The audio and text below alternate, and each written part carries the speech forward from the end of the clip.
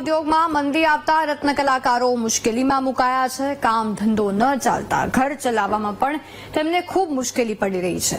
ત્યારે રત્ન કલાકારોની માંગને ધ્યાને રાખીને કલેક્ટરે ડાયમંડ વર્કર એસોસિએશનના હોદ્દેદારો સાથે બેઠક યોજી અને સરકાર સકારાત્મક હોવાની ચર્ચાઓ શરૂ થતા રત્ન કલાકારો માટે આશાનું એક કિરણ જાગ્યું છે।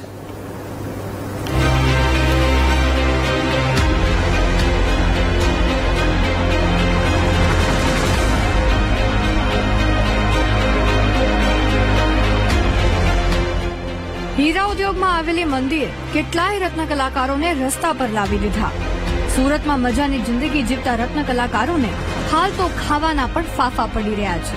કમાણી બંધ થતા કેટલાય રત્ન કલાકારો વતન પાછા ફરી ગયા અને કેટલાય લોકોએ આપઘાત કરીને જીવન ટૂંકાવી નાખ્યા। છેલ્લા કેટલાય સમયથી રત્ન કલાકારો માંગ કરી રહ્યા હતા કે તેમના માટે બોર્ડની સ્થાપના કરી રાહત આપવામાં આવે, જેથી મુશ્કેલ સમયમાં રત્ન કલાકારો આપઘાતનો રસ્તો ન અપનાવે। રત્ન કલાકારોની સમસ્યાઓને લઈને સુરતમાં બેઠક મળી કલેક્ટર અને ડાયમંડ ઉદ્યોગકારો વચ્ચે મહત્વની ચર્ચા થઈ છે। આગેવાનોએ કલેક્ટર સામે મહત્વના 3 મુદ્દાઓ મૂક્યા છે, જેની વાત કરીએ તો રત્ન કલાકારો માટે કલ્યાણ બોર્ડની સ્થાપના, રત્ન કલાકારોના બાળકોની શિક્ષણ ફીમાં મદદ, મંદીના સમયમાં સરકાર વ્યવસાય વેરો નાબૂદ કરે। રત્ન કલાકારો તરફથી મળેલા આગેવાનોની રજૂઆતને કલેક્ટર સૌરભ પારઘીએ સરકાર સુધી પહોંચાડવાની ખાતરી આપી છે। સુરત ખાતે રત્ન કલાકારો વતી એમના એસોસિએશન તરફથી અને ડાયમંડ ઇન્ડસ્ટ્રીઝ તરફથી અમુક જે એમના ઇન્ડસ્ટ્રીઝને લગતી રજૂઆતો જે છે એ કરવામાં આવી। ગઈકાલે માનનીય મુખ્યમંત્રી શ્રી સમક્ષ પણ બધી રજૂઆત કરવામાં આવી છે અને રાજ્ય સરકાર ખૂબ જ પ્રશ્નોને લઈને સેન્સિટિવ પણ છે અને આજે જેટલી પણ રજૂઆતો થઈ છે એ અમે સરકારશ્રીમાં પહોંચાડશું અને સરકાર તરફથી આમાં યોગ્ય નક્કર પગલાં લેવામાં આવશે। તો બીજી તરફ ડાયમંડ એસોસિએશનના હોદ્દેદારોએ પણ કલેક્ટરના સકારાત્મક અભિગમને આવકાર્યો છે। કલેક્ટરની અધ્યક્ષસ્થાને એક મિટિંગનું આયોજન કરવામાં આવ્યું હતું। મિટિંગની અંદર મુખ્યત્વે જે મુદ્દા છે એની ચર્ચાઓ જે આપણે કરીએ તો શિક્ષણ ફી, રત્ન કલાકારોને પડતી ભાડાની જે મુસીબતો છે એ બાબતે, ભાવ વધારા બાબતે અને રત્ન કલાકાર કલ્યાણ બોર્ડ બાબતે ચર્ચા કરવામાં આવી છે। સરકાર પોઝિટિવ છે। ફરીવાર કલેક્ટર સાહેબે એવું કીધું છે કે આવનારા સમયની અંદર તમને ફરીવાર તમારી યારે ચર્ચા કરવામાં આવશે। હવે આવનારા દિવસોની અંદર રત્ન કલાકારોને મદદ કરવા માટે સરકાર આગળ આવી છે, એમાં માટે હું અભિનંદન આપું છું, ધન્યવાદ આપું છું, સરકારનો આભાર માનું છું। ડાયમંડ વર્કર યુનિયનના પ્રતિનિધિ મંડળને પણ બોલાવ્યું હતું અને 3-4 મુદ્દાઓ ઉપર ચર્ચાઓ પણ થઈ હતી।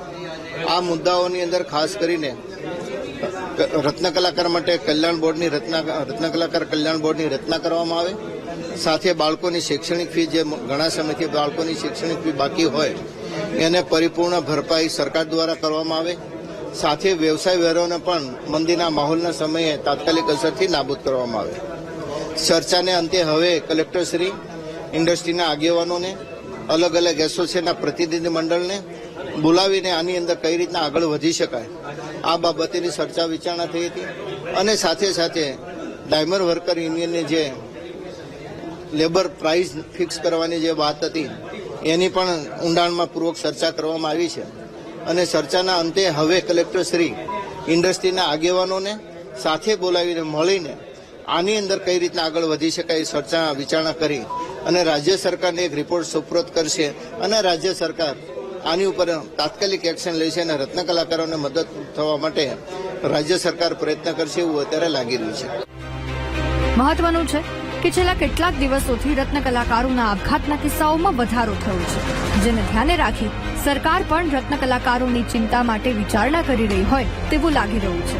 સુરતમાં મિટિંગોની જે શરૂઆત થઈ છે તેને રત્ન કલાકારો માટે આશાનું કિરણ ચોક્કસથી કહી શકાય। Bureau report, VTV news.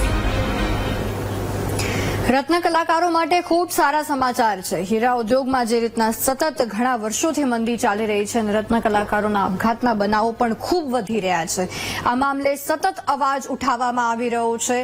VTV news દ્વારા પણ આ મામલે અવાજ ઉઠાવવામાં આવ્યો। ત્રિનેત્રમાં પણ વારંવાર અમે અહેવાલ બતાવ્યો અને એ વાત કહી છે, સરકારને અપીલ કરી કે આ મામલે કોઈ યોગ્ય પગલાં લો, રત્ન કલાકારને મદદ કરો।